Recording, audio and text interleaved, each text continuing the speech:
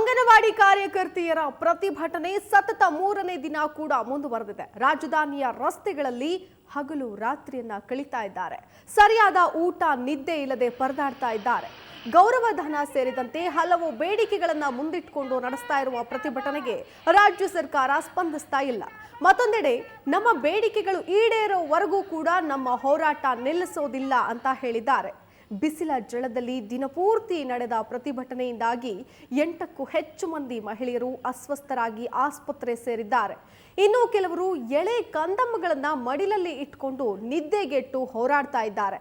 ಇನ್ನು ಸಿಎಂ ಸಿದ್ದರಾಮಯ್ಯ ಇವತ್ತು ಅಂಗನವಾಡಿ ಕಾರ್ಯಕರ್ತೆಯರ ಜೊತೆ ಮತ್ತೊಂದು ಸುತ್ತಿನ ಮಾತುಕತೆಯನ್ನ ನಡೆಸಲಿದ್ದಾರೆ.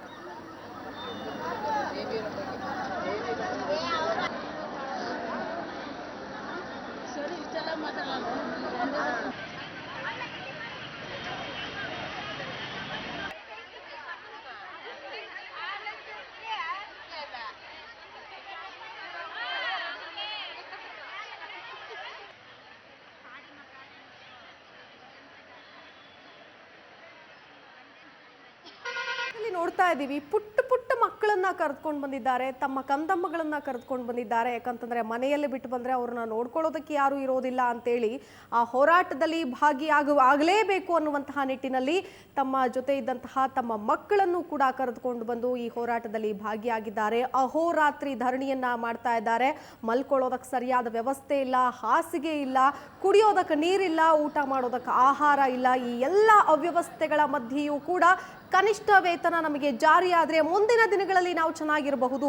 ಇವತ್ತಿನ ದಿನ ಕಷ್ಟ ಆದರೂ ಪರವಾಗಿಲ್ಲ, ನಾಳೆ ದಿನಗಳಲ್ಲಿ ಕನಿಷ್ಠ ವೇತನ ನಮ್ಮ ಬೇಡಿಕೆ ಈಡೇರಿದ್ರೆ ಚೆನ್ನಾಗಿ ಇರಬಹುದು, ಚೆನ್ನಾಗಿ ಜೀವನ ಸಾಗಿಸಬಹುದು ಅನ್ನುವಂತಹ ಒಂದೇ ಒಂದು ಆಶಾವಾದದಿಂದ ಇವತ್ತಿನ ದಿನ ಹಗಲು ರಾತ್ರಿ ಎನ್ನದೇ ಹೋರಾಟ ಮಾಡ್ತಾ ಇದ್ದಾರೆ, ಧರಣಿ ಮಾಡ್ತಾ ಇದ್ದಾರೆ.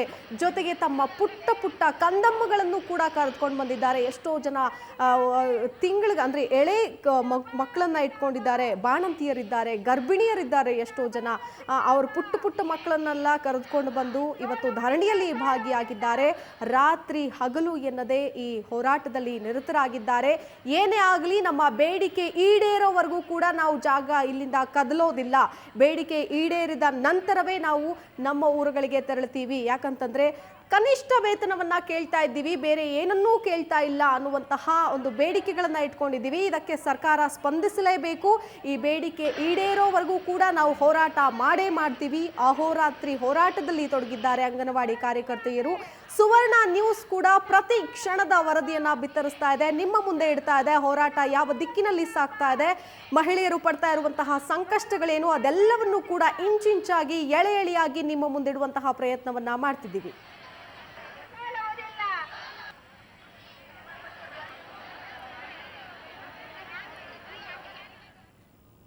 ಈ ಕುರಿತು ಮತ್ತಷ್ಟು ಡೀಟೇಲ್ಸ್ ಅಂಡ್ ಅಪ್ಡೇಟ್ಸ್ ಕೊಡೋದಕ್ಕೆ ಫ್ರೀಡಂ ಪಾರ್ಕ್ನಿಂದ ನೇರ ಸಂಪರ್ಕದಲ್ಲಿದ್ದಾರೆ ಭಾವನಾ.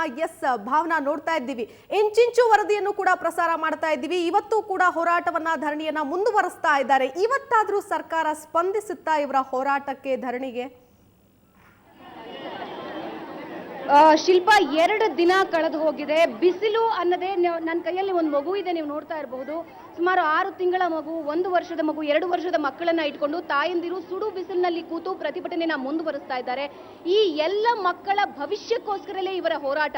ಈ ಎಲ್ಲ ಮಕ್ಕಳ ಮುಂದೆ ಏನು ಅವರ ಜೀವನ ಅನ್ನೋದಕ್ಕೋಸ್ಕರನೇ ಈ ಹೋರಾಟವಾಗಿದೆ. ನಮ್ಮ ಮಕ್ಕಳ, ಬೇರೆ ಮಕ್ಕಳನ್ನ ನಮ್ಮ ಮಕ್ಕಳಂತೆ ನೋಡ್ಕೊಳ್ಳೋ ನಮಗೆ ನಮ್ಮ ಮಕ್ಕಳ ಭದ್ರತೆ ಕೊಡಿ ಅನ್ನೋದೇ ಪ್ರಮುಖ ಬೇಡಿಕೆಯಾಗಿಟ್ಕೊಂಡು ಅಂಗನವಾಡಿ ಕಾರ್ಯಕರ್ತೆಯರು ಹಾಗೂ ಸಹಾಯಕಿಯರು ನಡೆಸ್ತಾ ಇರುವಂತಹ ಪ್ರತಿಭಟನೆ ಇದಾಗಿದೆ. 2 ದಿನ ಸುಡು ಬಿಸಿಲಲ್ಲಿ 1 ಅವರ್ ಇದ್ರೇನೆ ನಾವು ಟ್ಯಾನ್ ಆಗ್ತೀವಿ, ನಮಗೆ ಸುಸ್ತಾಗುತ್ತೆ, ಡಿಹೈಡ್ರೇಟ್ ಆಗುತ್ತೆ ಅನ್ನುವಂತಹ ಬೆಂಗಳೂರಿನ ಜನತೆಗೆ ಇಲ್ಲಿರುವಂತಹ ಜನರ ಗೋಳು ಏನು ಅನ್ನೋದು ಅರ್ಥ ಮಾಡ್ಕೊಳ್ಳೋದಕ್ಕೆ ಬಹಳ ಸಮಯ ಬೀಳೋದಿಲ್ಲ. ಸುಮಾರು 48 ಗಂಟೆ ಕಳೆದು ಹೋಗ್ತಾ ಇದೆ. ಸರ್ಕಾರ ನಿನ್ನೆ ಆಶ್ವಾಸನೆ ಕೊಟ್ಟು ಕೈ ತೊಳ್ಕೊಂಡಿದೆ. ಆದರೆ ಪ್ರತಿಭಟನೆಯ ಕಾವು ಹೆಚ್ಚಾಗ್ತಾ ಇದೆ.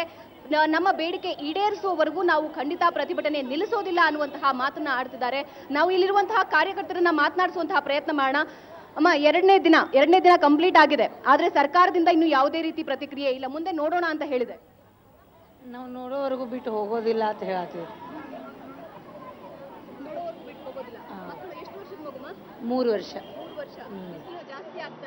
ಬಿಸಿಲು ಜಾಸ್ತಿ ಆಗ್ತಾ ಇದೆ. 2 ದಿನದಿಂದ ಇಲ್ಲೇ ಒದ್ದಾಡ್ತಾ ಇದ್ದೀರಾ. ಮಕ್ಕಳು ಊಟ ಬಟ್ಟೆ ಸರಿಯಾಗಿಲ್ಲ, ಏನ್ ಮಾಡೋದ್ರಿ ಅದಕ್ಕೆ? ಅವ್ರ ಕನಿಷ್ಠ ವೇತನ 10,000 ರೂಪಾಯಿ ಕೊಡೋವರೆಗೂ ನಾವು ಹೋಗೋಂಗಿಲ್ಲ ಅಂತ ನಿರ್ಧಾರ ಮಾಡಿದ್ವಿ. 10,000 ರೂಪಾಯಿ. ಊಟ ಬಟ್ಟೆ ಏನಕ್ಕೆ ತೊಂದರೆ ಆಗಲಿ, ಏನೇ ಬಿಸಿಲು ಬರಲಿ ಮಳೆ ಬರಲಿ, ನಮ್ಮ ಬೇಡಿಕೆ ಈಡೇರೋವರೆಗೂ ಈ ಜಾಗ ಬಿಟ್ಟು ನಾವು ಕದಲಲ್ಲ. 2 ದಿವಸದಿಂದ ಹೆಣ್ಮಕ್ಳು ಬೀದಿಲಿ ಬಿದ್ದಿದ್ದಾರೆ ಅನ್ನೋದು ಮುಖ್ಯಮಂತ್ರಿ ಗಮನಕ್ಕೆ ಇನ್ನೂ ಬಂದಿಲ್ವೋ ಏನೋ. ನಮಗಂತೂ ತುಂಬ ಆಶ್ಚರ್ಯ ಆಗ್ತಿದೆ. ಎಲ್ಲ ಹೆಣ್ಮಕ್ಳು ಬೀದಿಗೆ ಬಿದ್ದಿರೋದು ಎಲ್ಲವ್ರಿಗೂ ಕಾಣ್ತಿದೆ. ಎಲ್ಲರೂ ಬಂದಿದ್ದಾರೆ.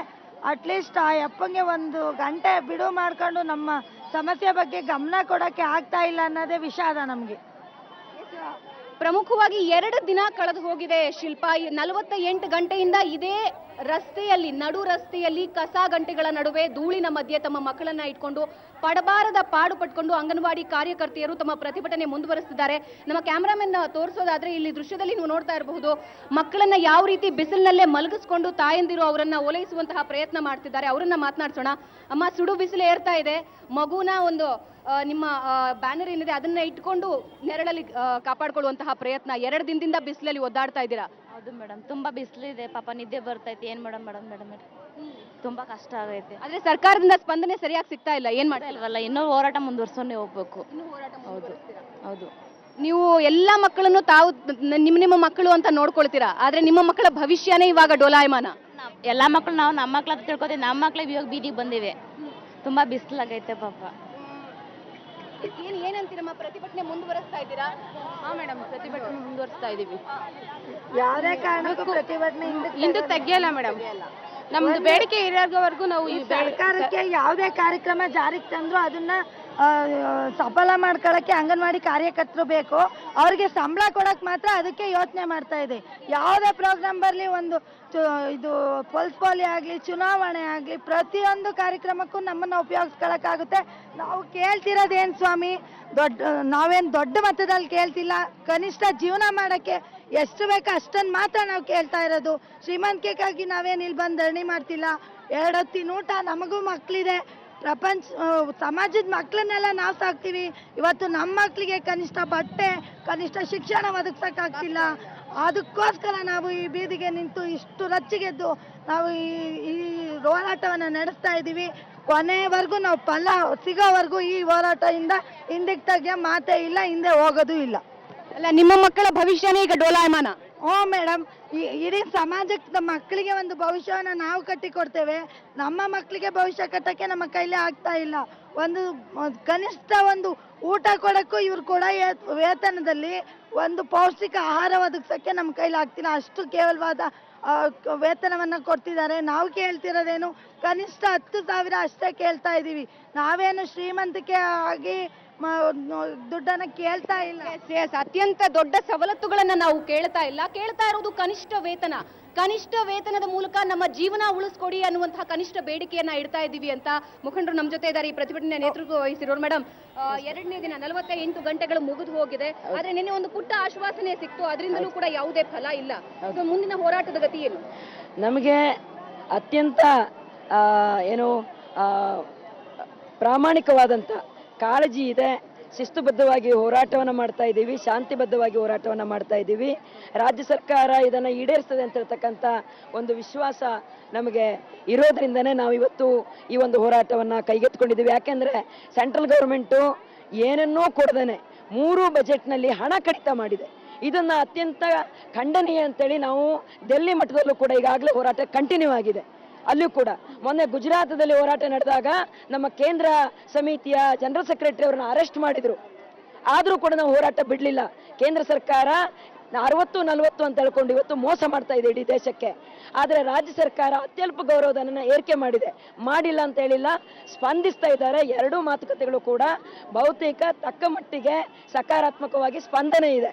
ಈ ಸ್ಪಂದನೆ ಪೂರ್ಣ ಪ್ರಮಾಣದಲ್ಲಿ ಸಿಗಲಿ ಅಂತ ಹೇಳುವಂತಹದ್ದು ನಮ್ಮದು. ಈ ಹೋರಾಟ ಇವತ್ತು ಯಶಸ್ವಿ ಆಗಲಿಲ್ಲ ಅಂದ್ರೆ ಬಹುಶಃ ಇನ್ನು ಮುಂದೆ ಯಾವತ್ತೂ ಯಶಸ್ವಿ ಆಗಲ್ಲ. ಯಾಕೆಂದ್ರೆ ಸೆಂಟ್ರಲ್ ಗೌರ್ಮೆಂಟ್ ಕೊಡ್ತಕ್ಕಂಥ 15,000 ಕೋಟಿ ರೂಪಾಯಿ ಯಾವುದಕ್ಕೂ ಸಾಕಾಗಲ್ಲ. 30,000 ಕೋಟಿ ರೂಪಾಯಿ ಬೇಕಿದಕ್ಕೆ ಕೇಂದ್ರದಿಂದ 30,000 ಕೋಟಿ ರೂಪಾಯಿ ಇಡೀ ದೇಶದ ICDSಗೆ ಬೇಕು. ರಾಜ್ಯ ಸರ್ಕಾರ ಇನ್ನೊಂದು ಸ್ವಲ್ಪ ಗೌರವಧನ ಏರಿಕೆ ಮಾಡಿದ್ರೆ ರಾಜ್ಯ ಸರ್ಕಾರದ ಕೆಲಸವನ್ನು ಕೂಡ ಮಾಡ್ತಾರೆ, ಕೇಂದ್ರ ಸರ್ಕಾರದ ಕೆಲಸವನ್ನು ಮಾಡ್ತಾರೆ. ಮಾತೃಪೂರ್ಣ ಯೋಜನೆ ಜಾರಿ ಮಾಡ್ತಾರೆ. ಮಹಿಳಾ ಶಕ್ತಿ ಕೇಂದ್ರ ಮೋದಿ ಅವರು ಏನು ಅನೌನ್ಸ್ಮೆಂಟ್ ಮಾಡಿದ್ರು, ಮಹಿಳಾ ಶಕ್ತಿ ಕೇಂದ್ರ ಹಾಗಾದ್ರೆ ಮುಂದಿನ ನಡೆ ಏನಾಗಿರುತ್ತೆ ಅನ್ನೋದು ನಮಗೂ ಕುತೂಹಲ ಇದೆ madam. I get back to you. Yes Shilpa, ಇದು ಹೋರಾಟಗಾರರ ನಿಲುವಾಗಿದೆ. ಕನಿಷ್ಠ ವೇತನ ಸಿಗೋವರೆಗೂ ನಮ್ಮ ಪ್ರತಿಭಟನೆ ಮುಂದುವರಿಯುತ್ತೆ. ರಾಜ್ಯ ಸರ್ಕಾರವೂ ಎಚ್ಚೆತ್ಕೋಬೇಕು, ಕೇಂದ್ರ ಸರ್ಕಾರವೂ ಖಂಡಿತ ಎಚ್ಚೆತ್ಕೋಬೇಕು ಅಂತಿದ್ದಾರೆ.